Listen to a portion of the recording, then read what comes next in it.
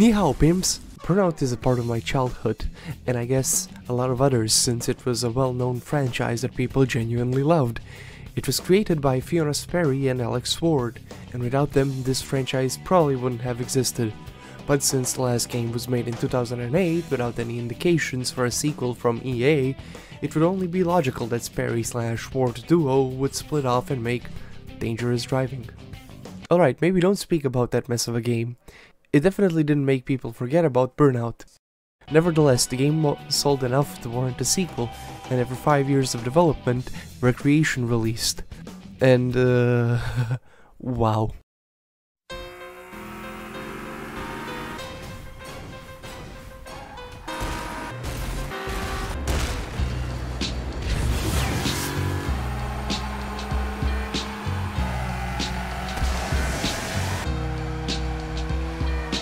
Where do I even start? You know guys, I made a list of all of the positives and negatives this game has on this paper, and it's a real doozy. If you want the TLDR, the game feels more like a pre-release alpha and not a full release. Now I have two important things to say. First thing to say is that I am not a multiplayer person. I never was an online racing game person. I never will be one. So this review will be purely single player. Multiplayer experience might differ. Second thing is that I never cared for Trackmania, so this game's track creation tool is not going to get talked about. From what I have seen, it really just doesn't fit the game, and the single player aspect would have been better if it was not there. Third thing is that I will compare this game to Burnout games. If you wonder why, well, first off, the game takes a ton of inspiration from Burnout Paradise, like the license system, some of the HUD elements, and the core gameplay loop. Second fact is that their videos state from the creators of Burnout, so there is that. Now I'm going to start off with the positives. One gripe in Burnout Paradise is that the races were fully open with no real barriers and only 4 goals to go to. I'm glad to say that this game doesn't have that issue.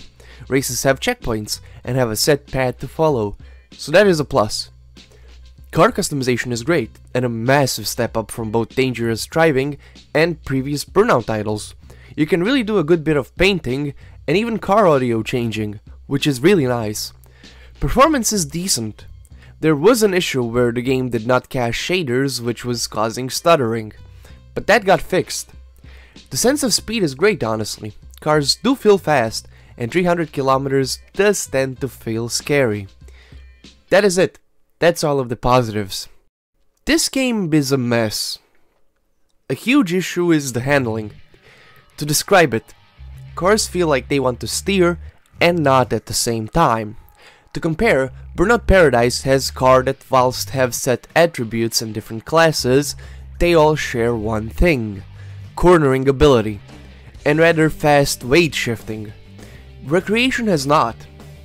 Race class cars are fine honestly when it comes to that, which is cool, they are very agile.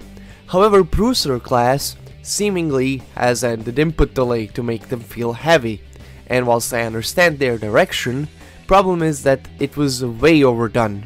I think generally halving the delay would be a good change.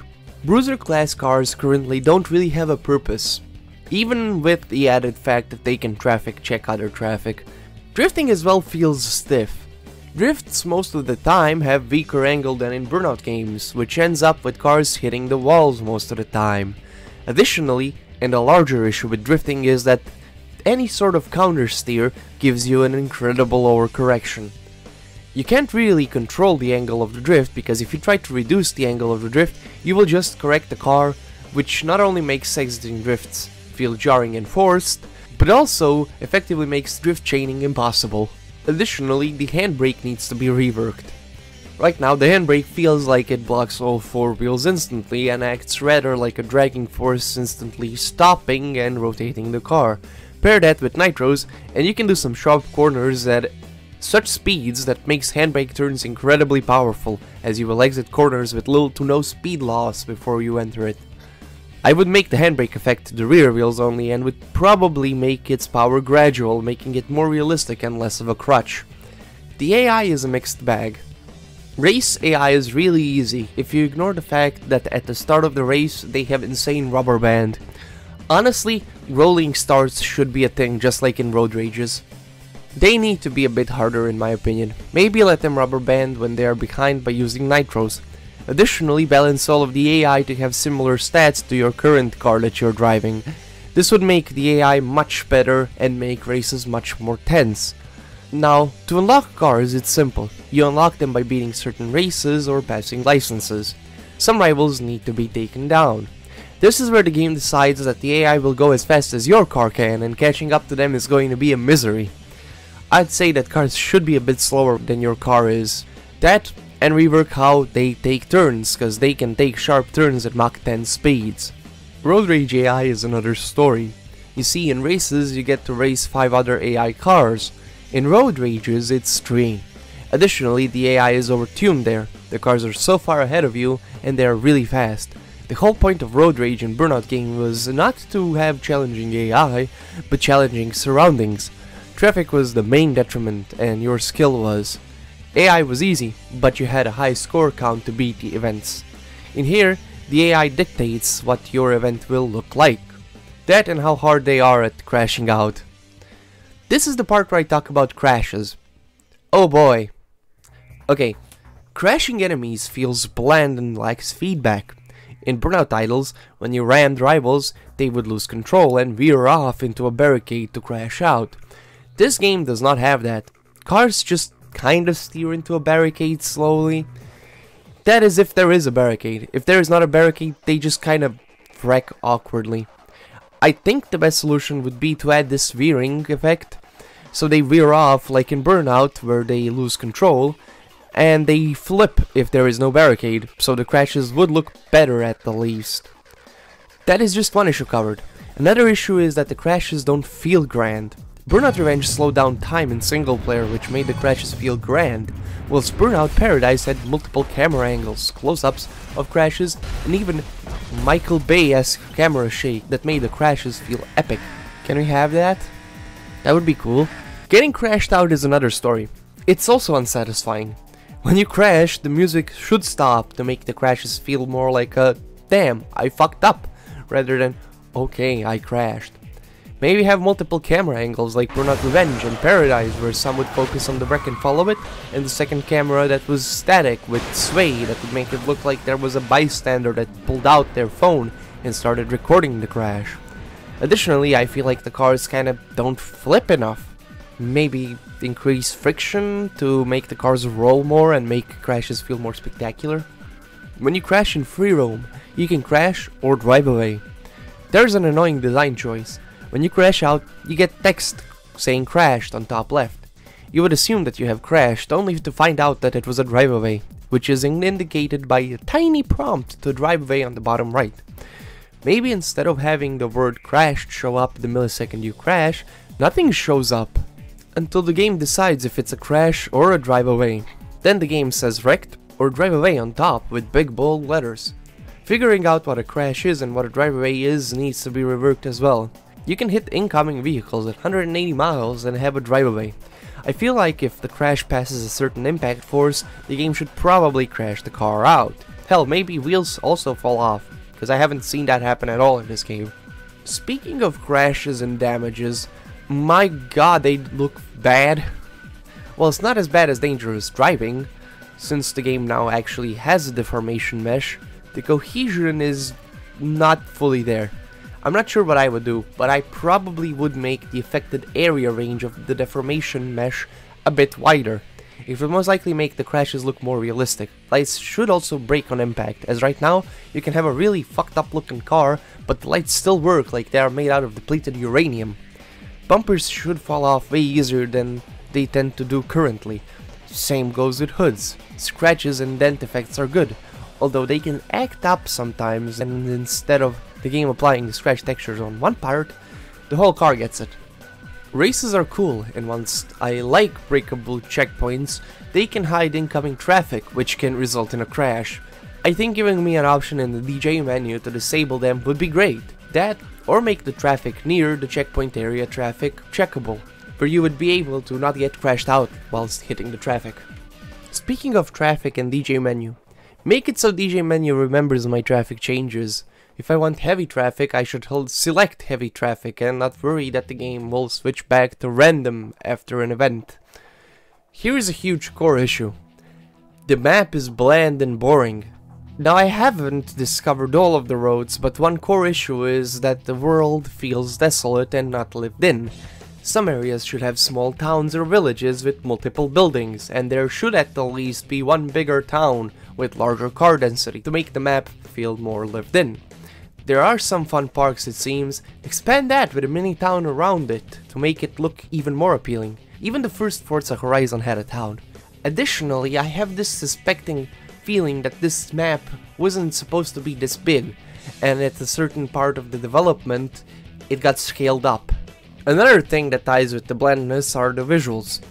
It's really not that great looking, which is a shame, as the game could literally look better if there was simple color grading and a little bit of contrast added. It would genuinely do a lot to get rid of that "this looks like Unreal Engine slop" sentiment that people are having with this game.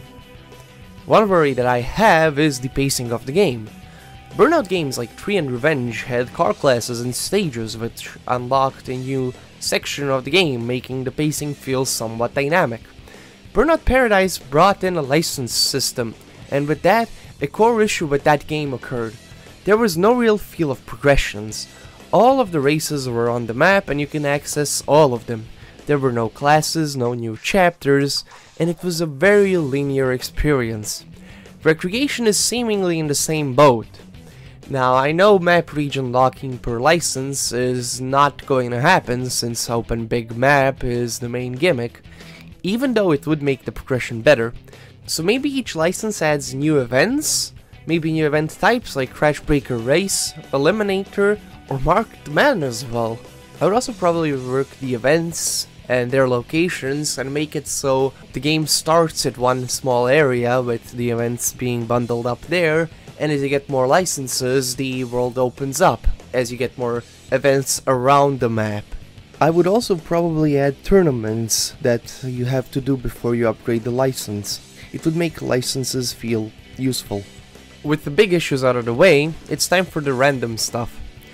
Foliage settings adds or removes trees depending on the settings. Funny, but also probably unfair in multiplayer. Give me an option to replay last race in free roam. Measurements are region locked. I am European, that uses kilometers. I'm stuck with miles because of keyboard layout. If you haven't discovered the reckoning, good luck finding it. The game doesn't give you a visual indicator on the minimap to where it is. A radar ping system that shows the faint direction to where the reckoning is would go a long way. I cannot rebind controls. It's a 2025 game, and I cannot change the bindings. Right stick look is back. Looking left or right doesn't stop when you reach to where you're looking behind. Burnout Paradise did that. Additionally, the camera acts up if you are on an incline or a decline. Cars are a bit far away from the camera when you speed up. Maybe make them a little bit closer. Oh, and the soundtrack is mid. I would like MP3 support where I could drag my own MP3 files and have my own playlist. That is it. To me, this game feels like it does not know what it wants to be. It has so many ideas, and frankly none of them are executed well. One cool thing with Burnout games were the fact that they weren't perfect games. First, Burnout wasn't good, but Criterion decided to take the core of Burnout 1 and refined it with Burnout 2. And Burnout 2 was an amazing jump and was generally a great game. Wreckreation feels like they took the core of dangerous driving, and instead of fixing its flawed core, they decided to shove a ton of other ideas without real cohesion and fixes. This game looks like Team U Burnout Paradise, and I'm already not a fan of Paradise single-player offering. My question is, what were they doing in the last 5 years? Seriously, it feels like they have made little progress in refining what made dangerous driving bad. And you can't say that I'm unfair cause this is a small team. I will show you a game made by 8 people and a shoestring budget in 2013. This is Gas Guzzlers Extreme, a game made by Gamepires. It is a great game and the quality and overall feel beats Wreckreation. If the team is watching this, look guys, I can see the vision you guys are having. You were just too enthusiastic about it. I wish you luck in improving the game, because that is currently the most important thing you need to do if you want to have a game that people love. Right now I really can't recommend the game. But if that changes, I will definitely make a part 2 of the review. Till then, pimps, have a good day.